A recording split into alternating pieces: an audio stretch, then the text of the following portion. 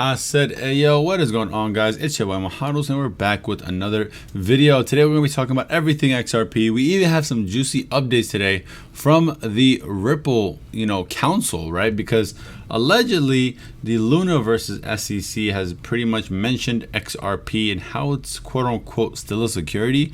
We're going to be talking about all of that, but today, of course, we're going to be focusing on the TA side. And of course, taking a look right now, guys, in this past month, we've literally seen an absolute, 2x, like an absolute explosion. And when you measured it in market cap, we've literally seen about what? $24 billion being injected into XRP based off of the ruling. Because as soon as the ruling pretty much happened, XRP essentially 2x'd, right? So it is very, very interesting to see that happen live. Because again, this was supposed to happen a long time ago, and thank God it did happen. XRP is not a security, so that is very, very exciting. But again, we want to focus on the price action, because as soon as that news was given, again, we saw an absolute explosion. And I talked about this literally for months now. When you guys go back all the way on my Twitter, you guys can see over here how I broke this down for you guys, talking about how we're pretty much gonna go much higher, right? So I kind of hint at it, and I made this whole thread talking about the importance of this red, gray, and green zone. And we've pretty much held every single level now at this point, which is very, very good. And so I'm actually excited to see how this is all gonna play out. But of course, today we're going to be talking about what we can expect next. And again, I want to be very clear here. This is 2,037 days of consolidation. Pretty much once we start moving higher here, once we get out of this range here, right? Like once we break this $197, $2 range, it is over. I don't think nobody is ready for what is about to come next, because at the end of the day, a lot of us do see consolidation, and you would think that, going sideways for so long would lead to absolute explosion, which is true, but there's a lot of context that's needed, right? And so what I'm trying to get at is the longer you go sideways, the bigger the explosion will be. Now, again, to be clear, the explosion could be in the wrong direction. It could be 100% down to 12 cents. That is possible.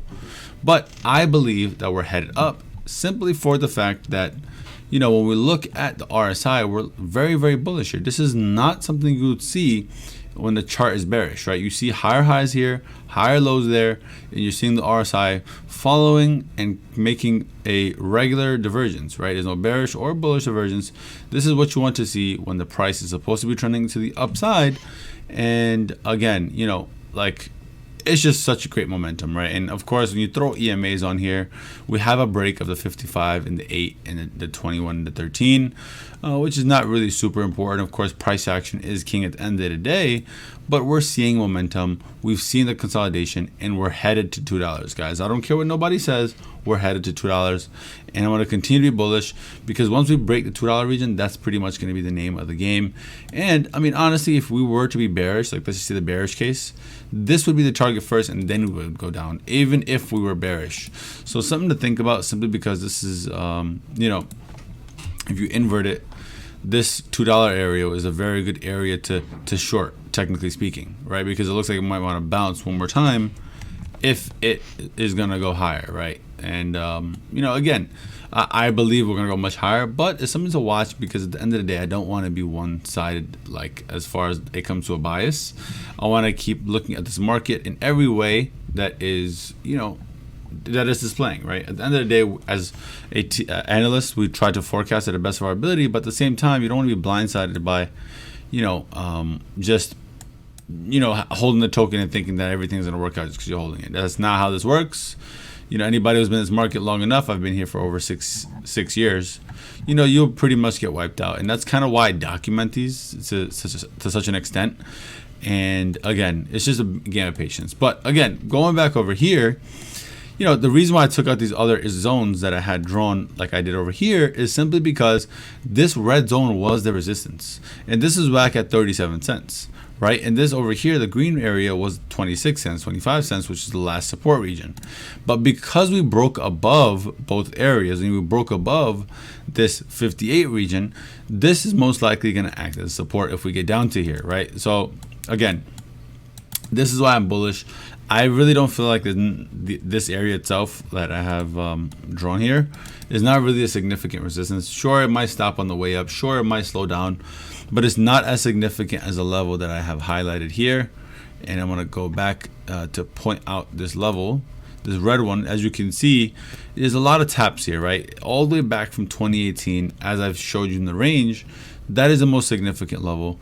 And it's very, very evident, right? It's not really much convincing that's needed. So again, this area is significant, but not as significant. So for that reason, I am, on the side that we may get a retracement down to 59 cents, but even then, it might not be long-lived. So again, we'll see what happens. Of course, it's a step-by-step process before we can get too bullish or bearish. Moving on to the other chart, which is the market cap chart. And I've talked about how I believe this is a big 1, 2, 3, 4, 5. Major 1 was put in, and now we've pretty much seen a major 2 put in. And now we're watching another sequence of 1, 2, 3, 4, 5. And I've pretty much drawn this out where, when you look at time, there's been about 1,281 days of, 5 waves up, 784 days of a correction. And we're watching the 5 waves right now. Now, granted, this may be longer, and this could be an ABC of some sort on the way back up.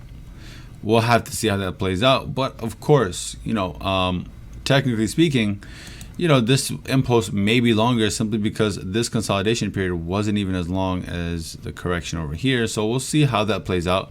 But from an Elliott wave standpoint, it looks like we're headed into a wave 3 for the simple reasons that, again, RSI is very, very bullish. You're seeing a breakout at a significant level. And again, price looks very impulsive. So we'll see what happens. This is why it's very, very important to watch these levels. And I believe that we're at the 61.8 region. And I think I have to draw the fib, a log fib. So let's see where we are. Yeah, so there we go. Boom. And that's actually insane, right? So you have the 61.8 retrace, which is extremely, extremely bullish, because as you guys know, the 61.8 is an algorithmic target. All the market makers use that level. So we'll see how that, of course, plays out. This count could be invalidated, of course, because I do believe that this can also be countered as some type of zigzag, right? This is definitely possible. But again, like I said, I'm willing to wait to see how it all plays out.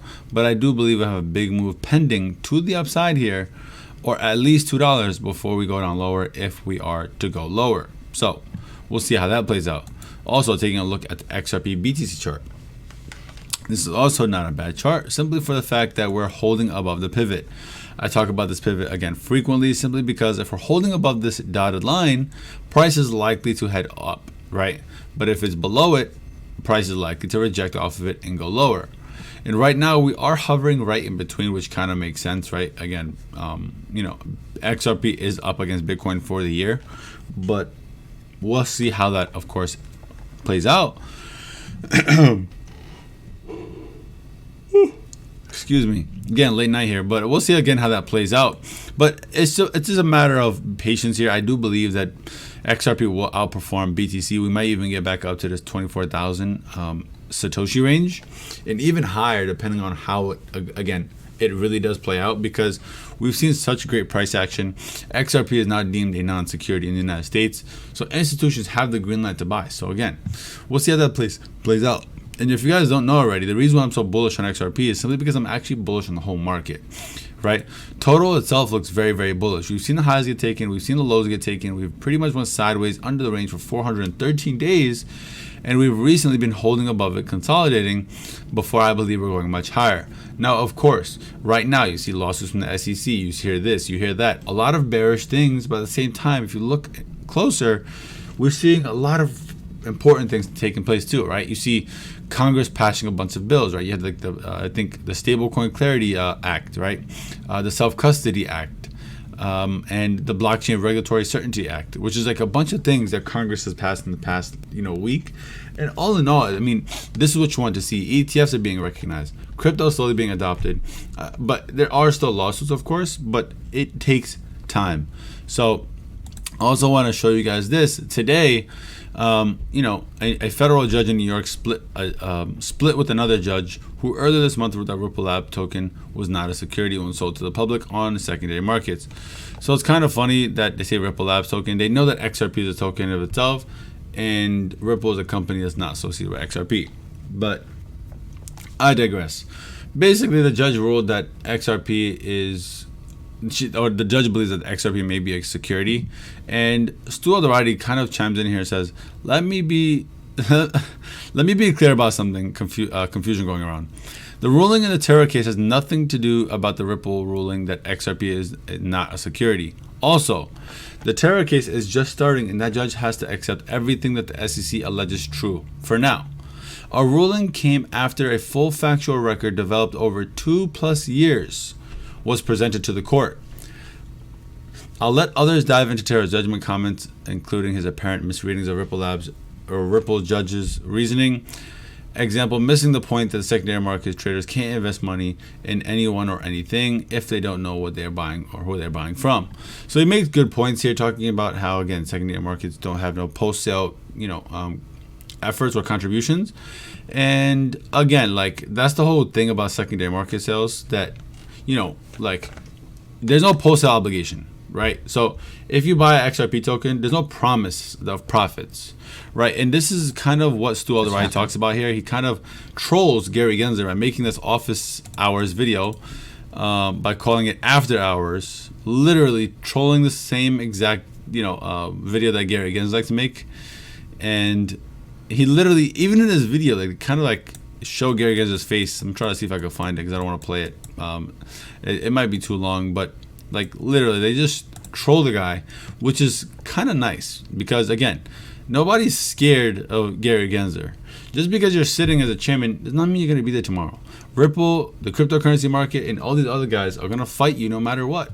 Literally, look at this. This is actually hilarious. So, again, we'll see how it all plays out. I'm very, very excited, of course. You guys know that I believe XRP is going much higher. I think that as soon as we break out of this range, the targets are not going to be $10. I believe they're going to be much higher than $10. Now, call me crazy, say this, say that. I don't care what people are saying, because a lot of people are underestimating how much higher we can go after us going sideways for 2,037 days. And with that, I appreciate you guys for making it to the end of the video. It really helps if you can like and subscribe for the algorithm. And as always, hodl, hodl, hodl. Peace.